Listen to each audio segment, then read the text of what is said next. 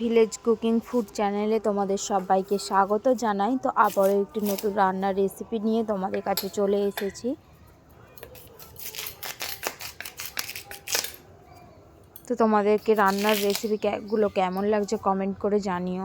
তো দেখো আজকে তো একটু তাড়ার মধ্যেই আছি, তো সেই জন্য এক তরকারি রান্না হবে আজকে। দেখো ওলকপিগুলো ভালো করে কেটে নেব, ওলকপির খোসাগুলো ভালো করে ছাড়িয়ে নেব। এখানে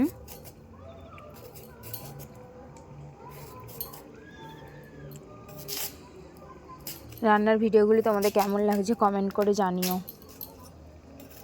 যদি ভালো লাগে তো like, comment, share and subscribe করবে এবং পাশে থাকার বেল আইকনটি ক্লিক করবে, যাতে আমার ভিডিও ছাড়ার সঙ্গে সঙ্গে তোমাদের কাছে নোটিফিকেশান পৌঁছে যায়। তো দেখো ওলকপিগুলো আমি সুন্দরভাবে কেটে নেব এখানে।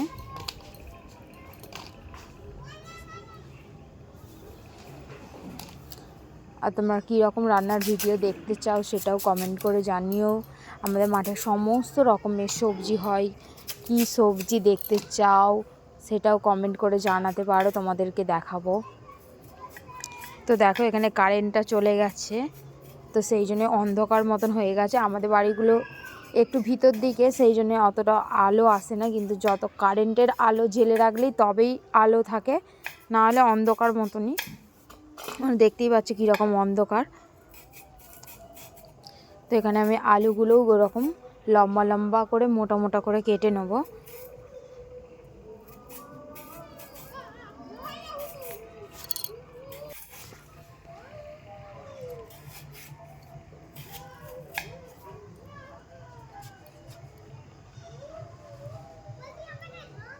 দেখো আলুগুলো এখানে আমি লম্বা লম্বা করে কেটে নিয়েছি। এবার দেখো একটা গোটা বেগুন নিয়েছি, বেগুনটা পুরো খুব পরিষ্কার ছিল।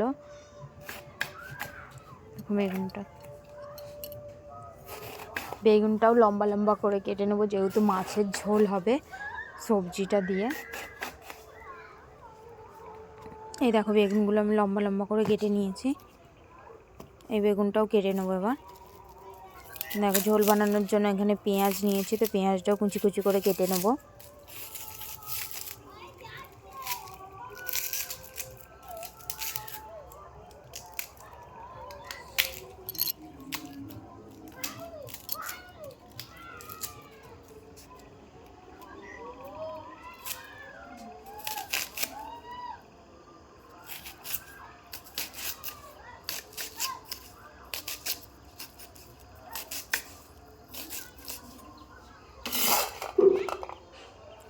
টমেটোটাও কেটে নেবো এখানে।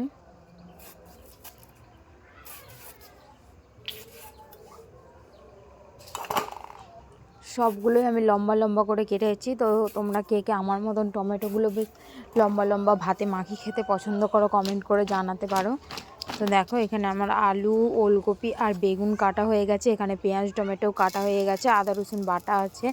তো আলু ওলকপিগুলো আমি ভালো করে ধুয়ে নিয়েছি।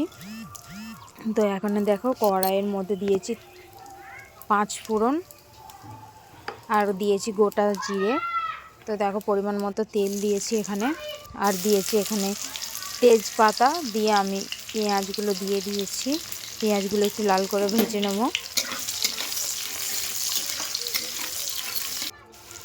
তো পেঁয়াজগুলো আমার খুব সুন্দরভাবে লাল করে ভাজা হয়ে গেছে। এবার এখানের মধ্যে দিয়ে দিচ্ছি আদা রসুন বাটা।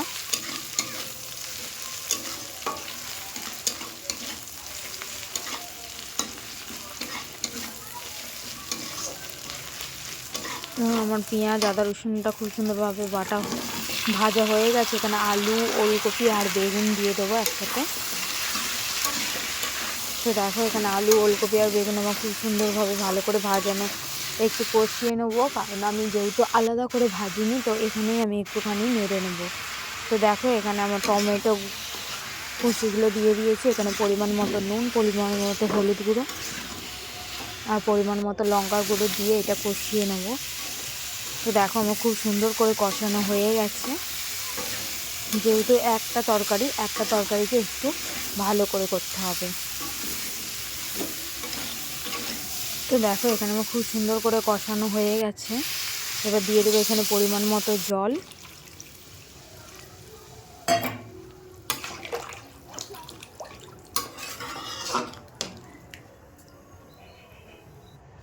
এটা সকালে খাওয়ার জন্য তরকারি রান্না হয়েছিল। আমাদের এদিকে যেহেতু আলু চাষও হয়, আমাদের প্রত্যেক মাসে স্টোরে দেওয়া থাকে আলু, সেই জন্য আলুটা একটু বেশিই খাওয়া হয় আমাদের এখানে।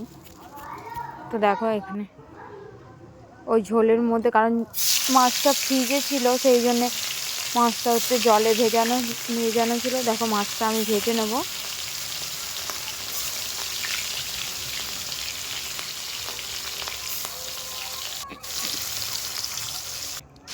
মাছটা দেখো আমার লাল করে খুব সুন্দরভাবে ভাজা হয়ে গেছে। আমার রান্নাটা রেডি হয়ে গেছে। এখানে ধনেপাতা কুচি নামিয়ে নেবো। রান্নাটি কেমন লাগলো কমেন্ট করে জানিও। সবাইকে ধন্যবাদ।